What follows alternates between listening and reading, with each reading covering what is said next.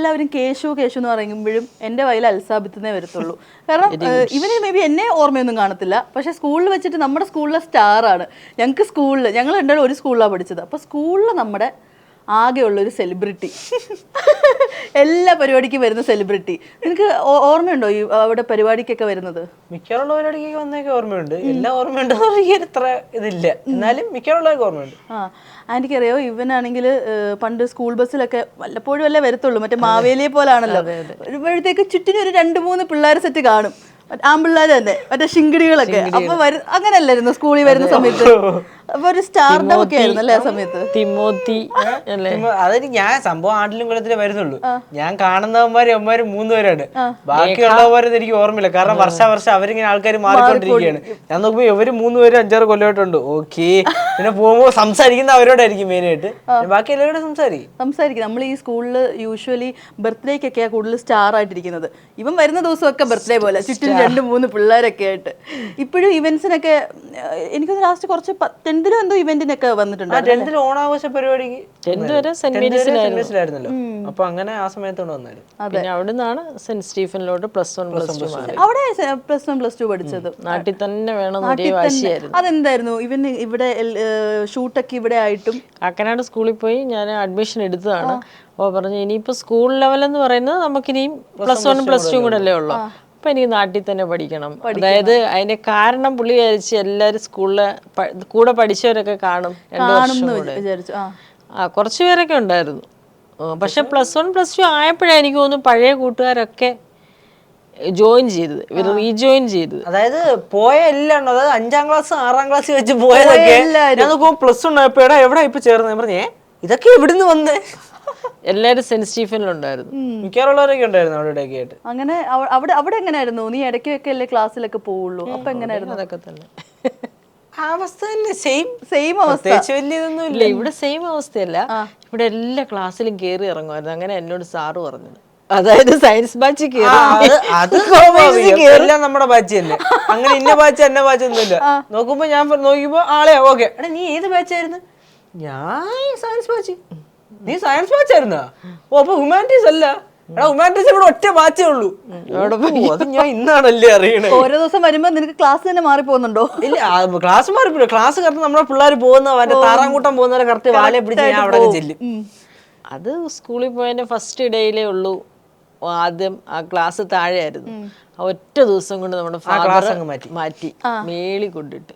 കാരണം പഠിപ്പിക്കാനും പറ്റത്തില്ല, പഠിക്കാൻ വരുന്ന പിള്ളേർക്ക് പഠിക്കാനും പറ്റും. യു പി പിള്ളേരും, യു പി അല്ലല്ലോ, യു പി കുട്ടികളും ഉണ്ട്, LP കുട്ടികളും ഉണ്ട്, താഴെ കുട്ടികൾ. ഇത് പ്രശ്നം എന്ന് പറഞ്ഞാലേ യവന്മാര് വന്നിട്ട് ശരി 2-3 പിള്ളേർ വന്നാൽ മക്കളെ ഓക്കെ കൊണ്ട് ഫോട്ടോ എടുത്തിട്ട് പോവാ. ഇവരുടെ വലിയവരാണെങ്കിൽ ഒരാൾ കഴിഞ്ഞിട്ട് അടുത്ത ആൾ വരാൻ വേണ്ടി വെയിറ്റ് ചെയ്യും. അവർക്ക് അതറിഞ്ഞൂടല്ലോ. എല്ലാം കൂടെ തുരുതുര വന്ന് ക്ലാസ്സിന് ചുറ്റും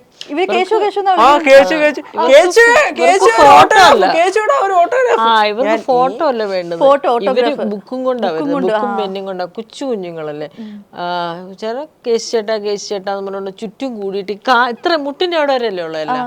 അപ്പൊ മുട്ട കയറി പിടിച്ചിട്ട് അങ്ങനെ ബേസിക്കലി നമുക്ക് ഒന്നും നടക്കാൻ പറ്റത്തില്ല. എന്റെ കൂടെ ഉള്ളവർക്ക് പോകാൻ പറ്റില്ല. സാറുമാരുടെ കാര്യം അതിലും വലിയ കഷ്ടം. മൊത്തം ആൺപിള്ളേരല്ലേ, ചെറിയ പിള്ളേർ. ആൺപിള്ളേരും പെൺകുട്ടികളും രണ്ടും ഉണ്ട്. മിക്സഡ് അല്ലേ ഇവിടെ? രണ്ട് സ്കൂൾ, ഗേൾസ് സ്കൂള്. അതെ, ഇത് മിക്സഡ് ആയിട്ട് മിക്സഡ് അല്ലേ? എന്നിട്ട് പിള്ളേരൊക്കെ വന്ന് ഇങ്ങനെ ഫുൾ അങ്ങ് പൊതിയും. കുഞ്ഞു പിള്ളേരുടെ കാര്യം മാത്രമല്ല, വലിയ പിള്ളേരുടെ കാര്യം കൂടെ പറ. ഗേൾസ് ഫാൻസ് ഒക്കെ വരാറുണ്ടോ? ഗേൾസ് ഫാൻ, അതായത് സംഭവം നമ്മൾ ഒരേ പ്രായക്കാരുണ്ട് തന്നെ, അവർക്കൊന്നും സംസാരിക്കാൻ ഒരു മടി കാണും, സ്വാഭാവികം. മാത്രമല്ല ഞാൻ പോയി കഴിഞ്ഞാൽ ഒരുമാതിരി അച്ഛൻ സാധനമാണ്. ശരി തന്നെ പറഞ്ഞു തന്നില്ലേ ചില സമയം ഞാൻ തന്നെ ആടായ വൈ ചില സമയം തന്നെയോ ഞാൻ തന്നെ പറയും ഞാൻ പക്ഷെ ആ സമയത്ത് അങ്ങനെ വരും. പെൺകുട്ടികൾക്ക് ടെൻഷനാ. ഇവൻ പെട്ടെന്ന് എങ്ങനെ ആയിരിക്കുമോ, റിയാക്ട് ചെയ്യുമോ, ആർട്ടിസ്റ്റ് അല്ലേ, മിണ്ടുവോ? പലരും നമ്മളോട് ചോദിക്കാറുണ്ട്, സംസാരിക്കുവോ, ബുദ്ധിമുട്ടായിരിക്കുമോ? പെൺപിള്ളേർ തന്നെ നമ്മളോട് പറയും, പെൺകുട്ടികൾ തന്നെ നമ്മളോട് പറയും അവരങ്ങനെ ഇരുന്ന് സംസാരിക്കുന്നേ കേൾക്കാം ആന്റി, അവനെ പേടിച്ചിട്ട് ആരും പോവാത്തേന്ന്. അയ്യോ ഈ നിഷ്കളങ്കമായ അയ്യോടാ പറഞ്ഞോ. ഈ മക്കൾക്ക് ഞാൻ ബിരിയാണി മേടിച്ചു തരാം. ഈ നിഷ്കളങ്കമായ മുഖം നോക്കിയിട്ട് എങ്ങനെ ഇങ്ങനെയൊക്കെ പറയാൻ തോന്നുന്നു. അതെ മതി മതി മതി. ഇത് കഴിഞ്ഞിട്ട് നമ്മള് ബാക്കി വേറെ അൽസാബിത്തിന്റെ ഒരു പ്ലസ് പോയിന്റ് എന്ന് വെച്ച് കഴിഞ്ഞാൽ എനിക്ക് തോന്നുന്നു ഈ ഒരു ഏജിലുള്ള പിള്ളേര് കൂടുതൽ എപ്പോഴും ഫ്രണ്ട്സിനൊപ്പം അങ്ങനെ കറങ്ങുന്നത് കണ്ടുള്ളൂ. അമ്മമാരൊക്കെ ആയിട്ട് ഒരു ടീനേജ് ഒക്കെ കഴിയുമ്പോഴത്തേക്കുള്ള അല്ലേ ഒരു സംസാരമൊക്കെ കുറയും. മിണ്ടൂലെന്നല്ല, പെൺപിള്ളേരൊക്കെ ആയിരിക്കും കൂടുതലും, പിന്നെ അമ്മമാരും ഒക്കെ ആയിട്ട്. പക്ഷെ നീ ആണെങ്കിൽ അമ്മയാണെങ്കിൽ അതേപോലെ ഫ്രണ്ട്സിനെ പോലെ കൊണ്ട് നടക്കുന്നത്, അമ്മേനെ നല്ലോണം കെയർ ചെയ്യുന്നു. അത് ഭയങ്കര അടിപൊളി. ആ ഒരു ബോണ്ട് നിങ്ങൾ തമ്മിലുള്ള ബോണ്ട് അല്ലേ, എനിക്ക് ഭയങ്കരമായിട്ട് അത് ടച്ച് ചെയ്തു. നിങ്ങൾ തമ്മിലുള്ള ഒരു ബോണ്ട്. നിനക്ക് എന്താ പറയാ, നിന്റെ ബെസ്റ്റ് ഫ്രണ്ട് അമ്മ ആണോ? സ്വാഭാവികം. കാരണം പൊതുവെ അങ്ങനെ, അതായത് ബെസ്റ്റ് ഫ്രണ്ട്സ് എന്ന് പറഞ്ഞാൽ എന്റെ പ്രായത്തിലുള്ള പിള്ളേർ ഫ്രണ്ട്സ് ഒക്കെ ഉണ്ട്. ഇനി ഞാൻ ഫ്രണ്ട്സിൽ എന്ന് പറഞ്ഞിട്ട് വേണം കുറച്ച് കഴിഞ്ഞപ്പോ അമ്മ അവനെ മറ്റേ ചാക്കിലടിയിട്ട് വളർത്തുക എന്ന് പറഞ്ഞിട്ട് വരും.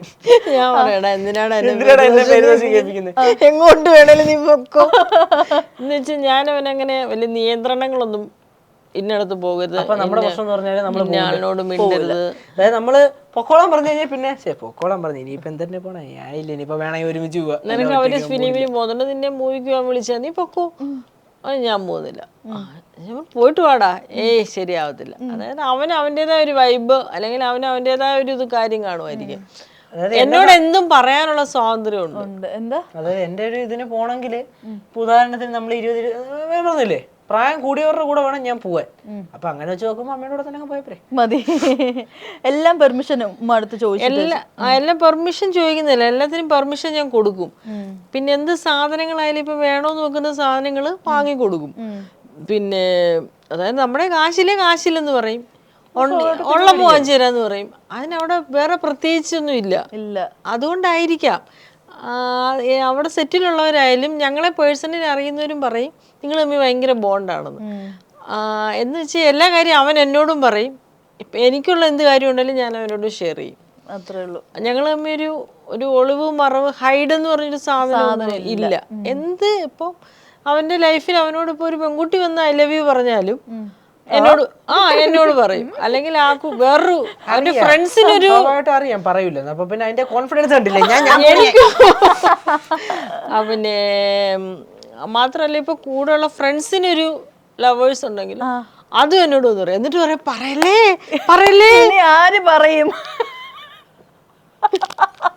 ചേട്ടാ ഇത് മാത്രം കട്ട് ചെയ്ത് കളയാൻ പറ്റുമോ?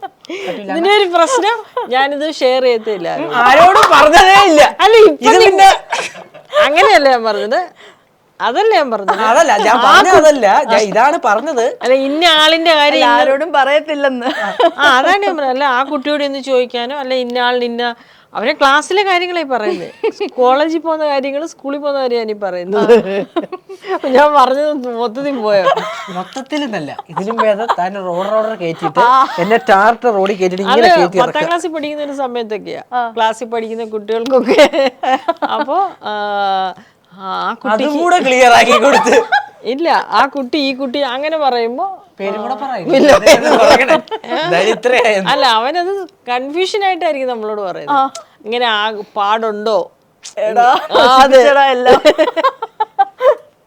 സംഭവം എന്ത് ഒന്നും നമുക്കില്ലാത്തന്നെ കല്ലേടി, പിന്നെ മറ്റേവനും അന്നാ പിന്നെ അപ്പൊ ഞാൻ ചോദിക്കും നീ എന്നോടും അല്ല എന്റെ മനസ്സിൽ ഇരിക്കുന്നില്ല അവളെന്ന് പറയുന്നതാണ്. എനിക്ക് അടുത്തെങ്കിലും പറയണം, അല്ലെങ്കിൽ ശരിയാവത്തില്ലെന്ന്. മറ്റേ സിനിമയ്ക്കകത്ത് ഇന്നസെന്റ് ഏട്ടൻ മേളിൽ പോയിട്ട് അലറുന്ന രസാന്തരത്തിനല്ല, ഞാൻ ചിരിക്കും ഇതൊക്കെ കേട്ടിട്ട്. അപ്പൊ പറയാ ശരി സീരിയസ് ആയിട്ടായിരിക്കുമല്ലോ എന്നൊക്കെ പറയുന്നത്. ഭയങ്കര സീരിയസിൽ എന്നോടൊന്ന് പറയുന്നത്, ഇന്നാൾ ഇന്നതാ. ഞാൻ പറയാം ഓ ശരി. എന്നിട്ട് ലാസ്റ്റിലുള്ള പറച്ചിലാണ് അവരെ കാണുമ്പോ ചോദിക്കല്ലേ, അവരെ കാണുമ്പോ പറയല്ലേ, ഈ കുട്ടികളൊക്കെ ഞാൻ കാണുമല്ലോ, അവരെ കാണുമ്പോ ചോദിക്കല്ലേ, അവരൊക്കെ പോയി